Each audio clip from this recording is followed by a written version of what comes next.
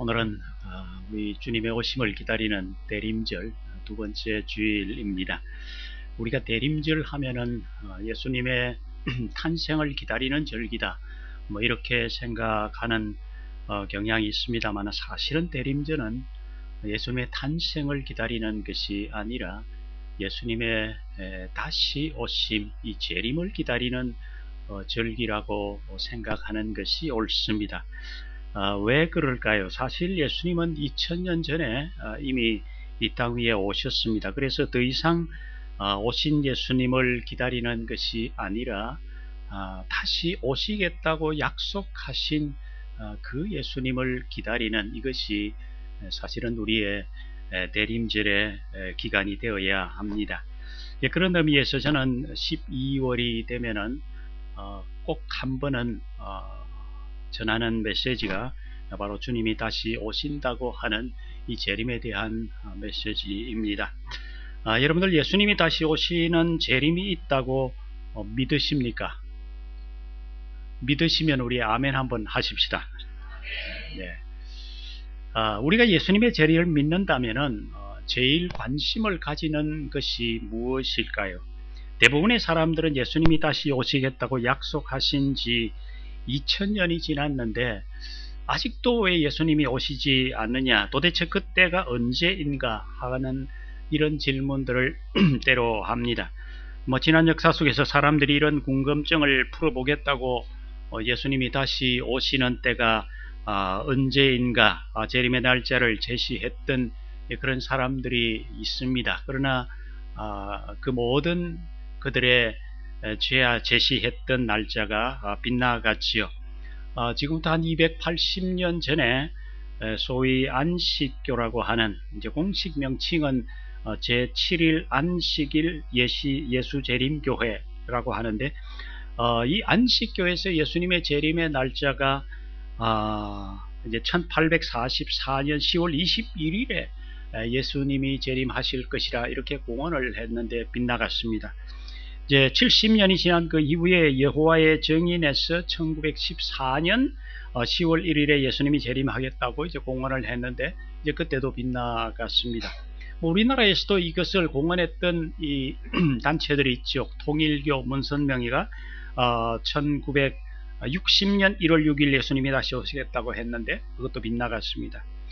그 이후에 다미선교회가 1992년 10월 28일 예수님이 오신다고 하면서 공중파 TV 방송까지 이제 그날 진짜 예수님이 오시는가를 기다렸던, 중계를 했던 이런 참 해프닝이 있었는데 불발로 끝났습니다. 이처럼 끊임없이 사람들은 이 예수님의 재림이 언제 있을 것인가에 대한 관심이 참 많습니다. 여러분의 생각은 언제쯤이라고 생각을 하십니까? 혹 여러분 가운데 예수님께서 다시 오시겠다고 하신 지가 벌써 2000년이 지나도 안 오시니까 예수님의 재림이 없다고 생각하시는 분 혹시 계십니까? 지금까지 제가 성경을 공부하고 연구한 바로는 성경에서 하나님께서 어떤 한 약속이나 예언을 하신 것 가운데서 지금까지 한 번도 그 예언이 빗나가신 적이 없습니다. 오직 유일하게 아직까지 약속이나 예언이 이루어지지 않은 것이 바로 우리 예수님의 다시 오시는 재림입니다. 다른 약속이나 예언은 모두 이루어졌는데 유일하게 예수님의 재림에 대한 예언은 아직 성취되지 아니했습니다. 성경학자들에 의하면 이 예수님의 재림에 대한 약속, 예언, 이것이 무려 320번이나 성경 가운데 언급이 되어 있다고 합니다. 딱 한 번 약속한 일도 이루어졌는데 무려 320번 정도 예언했던 것이 이루어지지 않겠느냐 하는 것입니다. 그래서 저는 우리가 예수님의 이 재림이라고 하는 이것은 언제인지는 우리가 알지 못하지만 반드시 있을 것이라고 하는 이 사실은 분명하게 우리가 인식하고 그렇게 살아가는 것이 필요합니다. 그러면 도대체 그때가 언제일까요? 성경을 우리가 읽어보면 그때가 언제인지에 대해서 정확한 날짜를 제시해 준 적은 없지만은 어느 정도 암시해 준 적은 있습니다. 특별히 예수님의 재림을 위해서 우리가 무엇을 해야 하는지에 대한 말씀도 있습니다. 오늘 예수님의 그 재림의 때가 언제쯤 될 것인지 이 암시해 준 이 성경 구절들을 우리가 좀 몇 군데 좀 보면서 정말 예수님의 재림이 임박해져 있을 때에 우리가 어떻게 해야 되고 또 그때가 언제쯤일까 하는 것을 우리가 생각하면서 준비하는 그런 시간이 좀 되었으면 좋겠습니다. 먼저 첫 번째는 예수님의 재림을 위해서 우리가 기도해야 된다고 하는 대목을 우리가 눈여겨볼 필요가 있습니다. 예수님은 제자들에게 이렇게 기도하라고 하시면서 주님의 기도문을 우리에게 가르쳐 주신 적이 있습니다. 그때의 기도문에 나오는 내용이 하늘에 계신 우리 아버지여 이름이 거룩히 여김을 받으시오며 나라가 임하시오며 라고 하는 이 나라가 임하시오며 라고 이렇게 기도하라고 예수님께서 우리에게 말씀하셨습니다.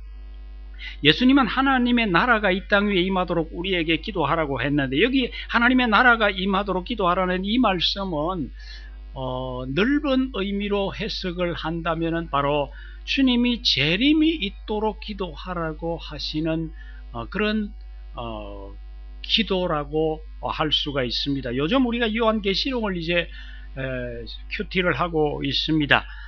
계시록 5장에 보면은 하나님의 오른손에 이 두루마리 책이 놓여 있고 그 책이 7인으로 임봉되어져 있는 장면이 나옵니다. 그런데 이 봉인을 뗄 자가 없어서 요한이 크게 울고 있었습니다.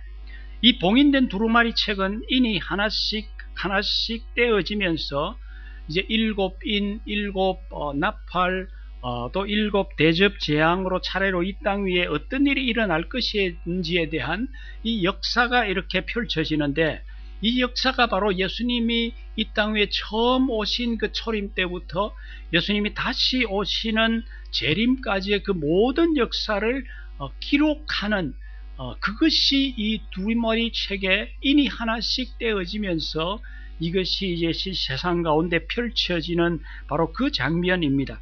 이제 이런 엄청난 책이 이제 봉인이 되어 있어서 하나님의 구원의 역사가 진행이 되지 않으니까 이제 그 사실을 안타깝게 여기고 요한이 크게 울었다고 합니다. 그런데 그 봉인된 책을 뗄 자가 유일하게 나타났는데 바로 십자가에서 죽임을 당함으로 구원의 역사를 이루어 가실 어린 양 되시는 예수 그리스도다. 이 사실을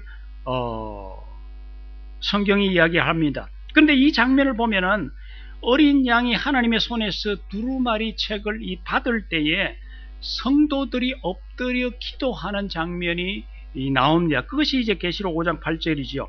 그 두루마리를 취함에 내 생물과, 이것은 이제 우리가 성경을 해석하기를 천사들이라고 그렇게 해석을 하는 부분이고요.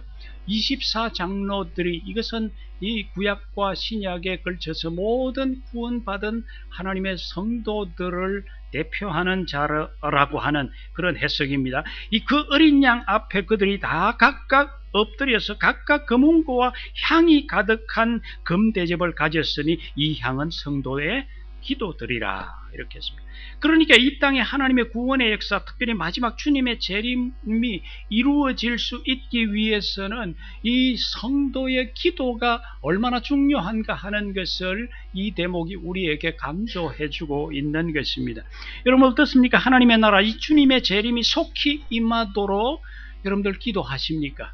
물론 우리가 이제 주기도문을 우리가 함께 이 모임을 주로 이제 마치고 함께 이 주기도문을 외울 때에 나라가 임하시오며라고, 나라가 속히 이 땅 위에 임하기를 우리가 기도하기는 합니다만은, 그러나 실제로 우리의 기도 속에서 이 주님이 속히 오기를 기도하는 그런 어떤 우리의 기도가 있습니까? 초대교회 성도들은 너무도 신앙생활 하기가 어렵고 힘들고 참 고난과 핍박 가운데서 신앙생활을 하면서 주님 좀 어서 오십시오라고, 마라나타라고 그렇게 기도했던 이 초대교회 성도들의 모습을 우리가 봅니다.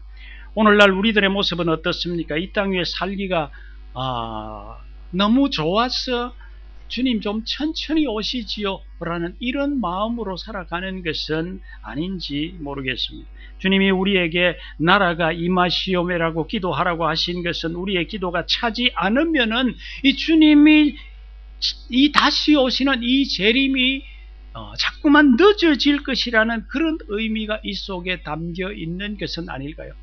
우리의 기도가 아직 주님이 기대하시는 그 기준에 차지 못하면은 주님이 이 땅 위에 재림하지 않으시는 것은 아닐까? 우리는 주님의 재림을 기다리며 하나님의 나라가 속히 임하도록 그렇게 기도하는 성도가 되어야겠다 하는 이 생각을 우리가 오늘 말씀을 보면서 다시 한 번 더 생각하게 되어집니다. 이제 두 번째, 주님이 언제 재림하실까요? 성경은 이 유대인들이 회개하고 주님께로 돌아올 때 주님의 재림이 있을 것이라고 암시해 주는 구절들이 있습니다. 오래전 얘기입니다만 독일의 프레드릭 황제가 어느 날 궁중전속 목사인 짐머만 목사님을 불렀습니다. 그리고 이런 질문을 했습니다. 하나님이 살아 계신다고 하는 이 사실을 아주 단순하고 직설적으로 내게 좀 설명을 해 주었으면 좋겠다, 이런 요청을 했습니다. 그때 그 목사님이 이렇게 대답을 했답니다. 아주 단순하고 직설적으로 증거를 보여드리지요. 그것은 바로 이스라엘 민족의 존재와 그들의 역사가 바로 그 증거입니다. 이렇게 대답을 했답니다. 여러분, 로마서 11장 25절에 보면 바울이 이런 얘기를 합니다. 이 신비를 너희가 모르기를 내가 원치 아니하노니 이 신비는 이방인의 충만한 수가 들어오기까지 이스라엘에 들어는 우둔하게 된 것이라, 이런 말입니다. 여기서 여러분들 바울이 이것이 하나님의 신비라고 하면서 복음이 이방인들에게 증거되는 그 시간들을 위해서 지금 이스라엘 백성들의 마음을 우둔하게 해서 아직 예수를 메시아로, 예수 그리스도를 믿지 못하게 했다는 그런 말입니다. 이방인의 그 충만한 수가 들어오기까지라는 이 표현은 예수님이 누가복음에서 하셨던 말씀과 좀 유사합니다. 누가복음 21장 24절에 보면은 그들이 칼날의 죽임을 당하여 모든 이방에 사로잡혀 가겠고 예루살렘은 이방인의 때가 차기까지 이방인들에게 밟히리라 했습니다. 이 말씀은 예수님께서 예루살렘 성의 멸망을 예언하신 말씀 가운데 이제 나오는 내용인데요.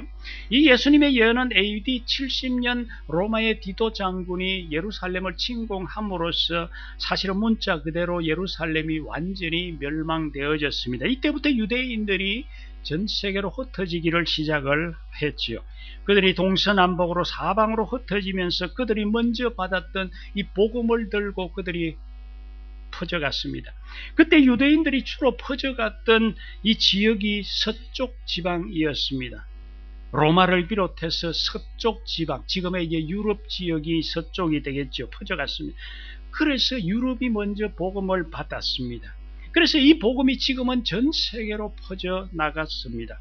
그렇게 시대마다 지역마다 하나님의 성령의 부흥의 역사로 말미암아 이 이방인의 충만한 수가 하나님의 나라에 들어오기까지 오늘도 이 복음의 역사가 계속 진행되고 있다고 하는 사실입니다.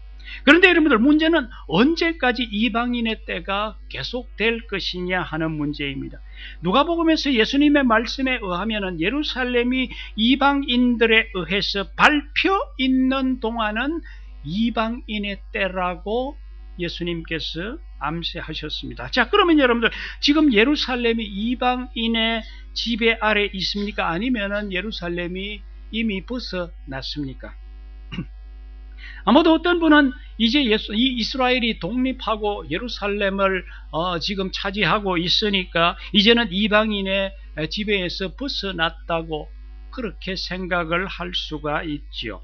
그러나 여러분들, 한 가지 문제가 있습니다. 바로 옛 그 성전터라고 알려진 그곳에 지금 아직도 이슬람의 오마르 사원, 이 황금돔 사원으로 그렇게 알려져 있는 이 사원이 아직까지도 건재하고 있습니다. 아직도 예루살렘의 한쪽 지역에는 이 팔레스틴 이 지역, 이 아랍인들이 아직도 그 지역을 차지하고 있다는 것입니다. 이것은 무엇을 의미합니까? 아직은 이방인의 때라고 하는 이야기죠. 아직은 이방인들에게 복음이 더 전해져야 할 때라는 의미이기도 합니다. 아직도 이방인의 충만한 이 수가 하나님의 나라 안에 들어오지 못했다고 하는 것을 보여주는 그런 의미라는 것입니다. 그래서 우리는 이 선교사를 보내고 우리가 이방 땅에 복음을 전하는 이 일을 아직도 우리가 하는 것입니다. 이런 관점에서 우리는 예수님의 말씀에 이제 관심을 좀 가져야 합니다. 마태복음 24장 14절에 보면 예수님이 이런 말씀을 하십니다. 이 천국 복음이 모든 민족에게 증언되기 위하여 온 세상에 전파되리니 그제야 끝이 오리라 했습니다. 복음이 모든 민족에게 전파되어져야 그때에 주님이 다시 오시는 끝이 온다는 말씀이죠. 우리 교회가 선교하는 것, 이 모든 것은 주님 어서 오십시오 하는 그 행위에 대한, 그 어떤 기도에 대한 이야기입니다. 그런 관점에서 우리 교회가 주님이 다시 오시는 그때를 속히 이루기 위해서 선교해야 되고 복음을 전가하는 이 일을 우리는 계속해야 된다고 하는 것입니다. 사실 여러분들, 이스라엘은 지난 1948년도에 한 나라로 회복되었습니다. AD 70년에 흩어져서 전 세계로 흩어지고 1900년 동안 떠돌아다니다가 극적으로 이스라엘이 다시 부활했습니다. 문자 그대로 사실은 이것은 하나님의 엄청난 기적적인 사건이라고 하지 않을 수가 없습니다. 여러분들, 이건 마치 우리나라가 중국을 향해서 고구려 땅, 이 만주 땅이 우리 옛날 고구려 땅이었으니까 우리 땅이니 지금 내어놓아라, 이렇게 하는 것과 비슷한 것입니다. 그것이 여러분들 지금 현재 가능하겠습니까? 물론 전쟁을 통해서 우리가 차지하면 가능하겠지만, 그러나 전쟁을 통하지 않고서는 이건 불가능입니다. 그러니까 이스라엘이 옛날 2000년 전에 우리 땅이었으니까 우리가 나라를 만들겠다 하면서 이런 일이 이루어진 것입니다. 하나님의 기적이 아니면은 도무지 일어날 수 없는 불가능한 일이었습니다. 그런데 문제는 지금 이제 마지막 남은 하나의 사건이 있습니다. 그것은 바로 이스라엘이 영적으로 회복하는 일입니다. 로마서 11장 26절에서 보면은 이런 말씀이 있습니다. 그리하여 온 이스라엘이 구원을 받으리라. 이 말씀은 이스라엘이 지금 영적으로 이제는 마지막 시대가 되면 회복할 것이라고 하는 것을 보여주는 그런 말씀이라 하는 것입니다. 26절에 그들이 메시아를 거절했던 불경건에서 돌이키겠다고 합니다. 그들이 그들의 죄를 지금 회개하고 돌아올 것이라고 하는 것을 암시해 주고 있습니다. 27절에서는 그들의 죄가 사함을 얻으리라. 그들이 회개하고 돌아오면은, 그들이 예수를 십자가에 못 박은 그 역사적인 그 사건을 그들이 회개하고 돌아오면은 하나님이 그들을 용서해 주시겠다고 하는 말씀입니다. 우리가 듣는 바로는 이 시대에 들어와서 지금 예수님이 메시아라고 하는, 예수님이 우리의 죄를 용서해 주시는 분으로 십자가에서 죽으셨다고 하는 이 사실을 믿는 이스라엘 사람들이 점점 많아지고 있다고 하는 소식을 듣습니다. 목숨 걸고 예배하고 있는 유대인들이 점점 많아지고 있다는 소식입니다. 전 세계 유대인들의 숫자가 1350만 정도로 지금 알려져 있습니다. 그 가운데 한 반 정도, 한 700만 명 정도가 지금 이스라엘 땅에 들어와 살고 있고요. 그런데 그들 가운데서 점점 예수님을 메시아로 믿고 참 이 하나님의 아들로 신앙 고백하면서 이 찬송하며 기도하며 예배하는 자들이 점점 많아지고 있다고 하는 것입니다. 얼마 전까지만 해도 제가 한 5,000명 정도 된다는 그런 얘기를 했는데, 최근에 들으니까 한 3만 명 정도가 벌써 그 예수님을 메시아로 믿는 그런 자들이 생겨졌다는 얘기입니다. 미국에 거주하고 있는 유대인들이 한 500만 명이 되는데, 그 가운데서 한 10분의 1 정도, 한 50만 명에 가까운 이 유대인들이 벌써 예수를 믿는 자들이라고 합니다. 예수를 믿는 유대인들이 그렇게 미국 땅에는 많다는 얘기입니다.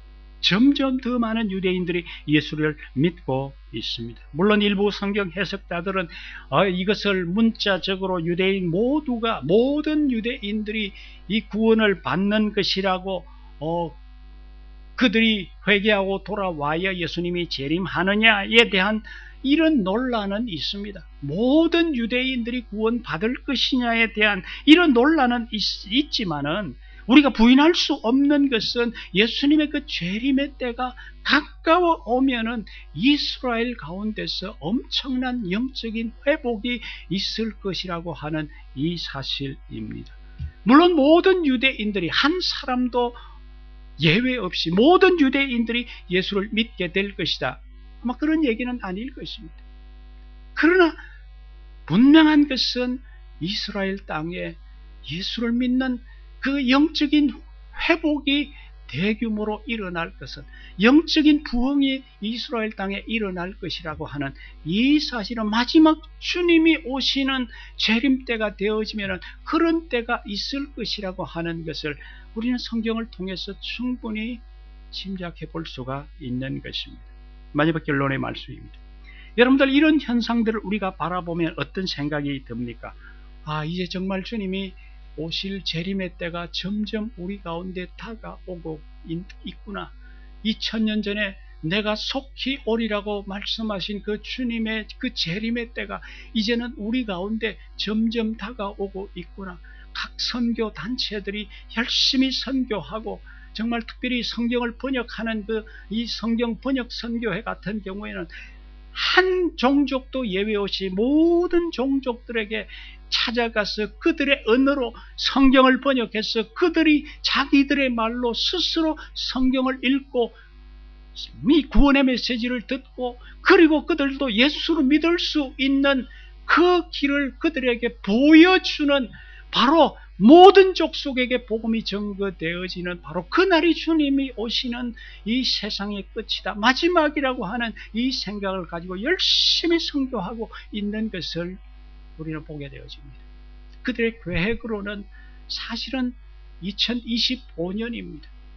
그러나 제가 보기에는 좀 늦어질 것 같아요.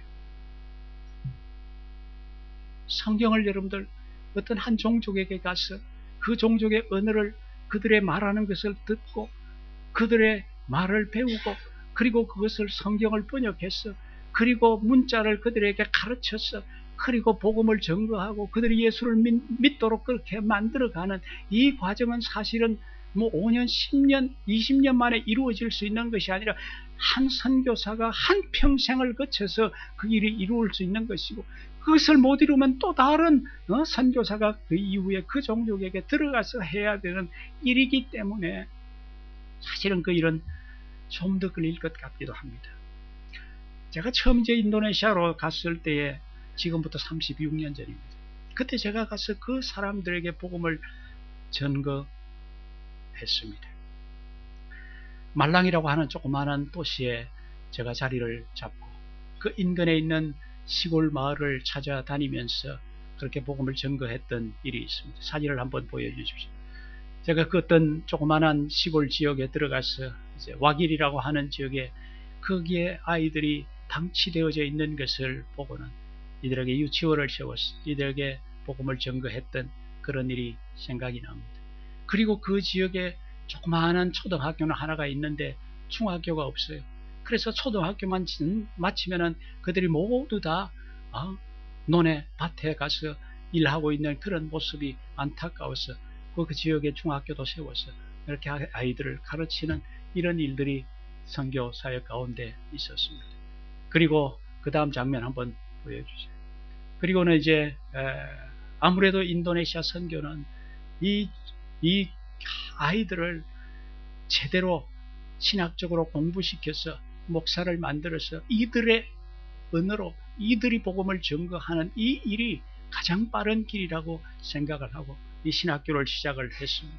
신학교를 한 명을 앉혀놓고부터 시작을 해서 2명이 되고 5명이 되고 10명이 되고 이렇게 해서 신학교를 세워서 지금 신학교의 합창단들이 합창하는, 강당에서 합창하는 이 장면이고, 그리고 아래쪽에 있는 것은 이제 경건의 시간에 이제 예배를 드리는 그런 장면인데요.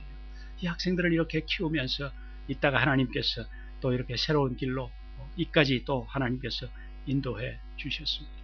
그래도 저는 그래도 조그마한 도시에 그래도 반듯하게 그래도 살아가는 그 사람들과 함께 살아가면서 선교를 했지만은, 사실은 여러분들 선교사들 가운데는 정말 그 성경을 번역하는 그 선교사들은 오지 중에서도 오지로 들어가서 사역하는 선교사들이 있어요. 특별히 인도네시아의 동쪽 끝 그 파푸아뉴기니 섬의 이 한쪽 이리안자야라고 하는 그 이리안자야에서 살고 있는 사람은 지금도 저런 식으로 원시인처럼 살아가고 있는 그런 사람들이 지금도 있어요. 그 지역의 선교사들이 들어가서 그 지역의 사람들에게 아까 말씀드린 대로 그들의 언어를 배우고 성경을 번역하고 그리고 그들에게 문자를 가르쳐서 예수를 믿게 하는 이런 선교사들이 지금도 그들 가운데 사역하고 있습니다. 아이들을 데리고 들어가서 그 아이들을 집에서 홈스쿨링을 키우면서 홈스쿨링을 하면서 그렇게 키워가면서 그렇게 복음을 전거하고 있습니다. 여러분들, 많은 사람들이 자기 아이들을 위해서 더 좋은 곳에서 살아갈 수 있도록 온갖 좋은 것들을 배려하려고 하는 이런 것이 부모의 마음인데, 이렇게까지 그들이 희생해 가면서 복음을 전거해야 되는 이유가 도대체 어디에 있습니까? 여러분들, 저는 곰곰이 생각을 해보면은 저들이 제정신이 아니든지 정말 그들이 정신이 제대로 들었든지 이 둘 중에 하나라는 생각을 해보았습니다. 여러분, 어떻게 생각합니까? 저들이 제정신일까요? 제정신이 아닐까요? 아마 답은 분명할 것입니다. 정말 그들이 제정신을 가진 자들이 아니겠습니까? 그렇게 원시인처럼 살아가고 있는 저들도 천하보다 귀한 영혼을 가진 자라고 하는 그 생각들 때문에 그들에게도 구원의 길이 있다고 하는 그것을 가르쳐주기 위해서 자신들의 온 마음을 쏟아서 자신들의 자녀들까지 희생시켜가면서 그렇게 복음을 전거하는 이런 모습이 그들 가운데 있습니다. 왜 그런 희생을 합니까? 왜 그렇게 합니까? 바로 주님이 다시 오시는 그 일을 위해서, 주님이 하신 말씀대로 정말 모든 족속에게 복음이 전거되어야 이제 주님이 다시 오시는데, 바로 그 일을 앞당기기 위해서 그렇게 하지 않습니까? 그렇게 해서 선교하는 그 선교사들을 케어하기 위해서 그 선교단체들은요, 주로 이제 비행기를 이용합니다. 육로로 갈 수 있는 정글 가운데 육로로 갈 수 있는 길이 없습니다. 그래서 비행기를, 경비행기, 수륙, 양용 경비행기 같은 것을 가지고 들어가기도 하고 나오기도 하고 또 식량을 배급해 주기도 하고 이런 식으로 하고, 때로는 그것도 어려운 지역은 헬리콥터를 이용해서 그렇게 그곳에 드나들고 그 지역 사람들을 케어하고 이렇게 해가고 있는 모습입니다. 그 선교단체들이 이런 그 헬기 같은 이런 것이 몇 대나 있느냐? 제가 들으니까 한 수십 대가 그 선교단체에 그런 헬기 같은 것들이 있대요. 헬기가 여러분들 수십억 하지 않습니까? 그런 것을 그 선교단체가 준비하고 있는 것을 이 선교를 위해서 정말 몇 천 명, 몇만 명 되는 그 종족들을 위해서 그런 엄청난 재정을 지금 드리고 있는 그런 모습으로 지금 선교를 하고 있다고 하는 것입니다. 여러분, 이것이 낭비일까요? 하나님이 이것을 보고 낭비라고 생각하실까요? 그들이 온 한 가족이 그 종족 가운데 들어가서 참 시간을 한평생을 들여서 거기에서 살아가고 있는 그것이 그들에게 있어서 낭비라고 하나님이 생각하실까요? 저는 그렇게 생각하지 않습니다. 왜 그렇습니까? 한 사람의 영혼이 온 천하보다 귀하다는 이 주님의 말씀이 그들 가운데 있기 때문입니다. 그래서 우리는 이 땅 위에 살아가면서 주님이 다시 오실 것을 기대하며 고대하며 살아가는 이런 어떤 모습으로 우리가 살아가는 것이 우리들의 모습이어야 되는 것입니다. 주님의 재림을 잊어버리고 살아가는 우리들을 향해서 주님이 하신 비유가 있죠. 어떤 미련한 부자가 있었습니다. 수술을 많이 했습니다.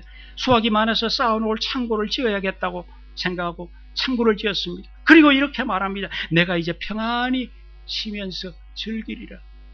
그때 하나님이 그에게 뭐라고 했습니까? 오늘 밤 네 영혼을 내가 데리고 가면 이 모든 네가 쌓아놓은 것 다 네 것이 되겠느냐 했죠. 무슨 얘기입니까? 결국 우리의 인생의 문이라고 하는 것은 닫히는 때가 있다는 것입니다. 언제 닫힐지는 모르지만은 주님이 재림하시면은 이 땅 위에 모든 인생의 문이 닫혀지고 내가 살아있는 동안 주님이 오시지 않으면 내가 주님 앞에 가는 우리의 인생의 문이 닫혀진다고 하는 사실입니다. 그때 우리가 주님 앞에 섰을 때에 우리의 모습이 어떤 모습이겠느냐 하는 것입니다. 이것을 한번 우리가 상상을 해볼 필요가 있습니다. 초대교회 핍박받던 성도들이 매일매일 사람들을 만날 때마다 인사했던 것이 뭐라고 했습니까? 오늘 칼럼 안에도 나와 있죠. 마라나타, 주님 주 예수여 오시옵소서. 내가 너희들에게 속히 가리라고 하신 그 말씀 앞에 주님 어서 오십시오 하고 기다리는 이 마라나타 하는 이 초대교회 성도들의 마음이 그 인사 속에 담겨 있는 것입니다. 그래서 우리가 오늘도 세상이 너무 편하다고 이 세상에 그냥 편안하게 안주해서 살아가는 그런 어떤 모습이 아니라 참 주님이 언제 오실지 주님 오시기를 기다리는 성도의 마음으로 나라가 임하시오며라고 기도하는 그런 기도처럼 주님 다시 오십시오. 그리고 열심히 복음 전도하는 이 일을 우리가 감당해야 그래야 주님이 기뻐하시는 그런 모습으로 우리가 살아갈 수 있는 것입니다. 오늘도 이 말씀을 우리가 기억하고 주님의 다시 오시는 것 늘 우리가 사모하면서 그렇게 기도하며 나아가는 그런 우리의 믿음의 여정들이 되기를 주의 이름으로 축원합니다. 기도하겠습니다.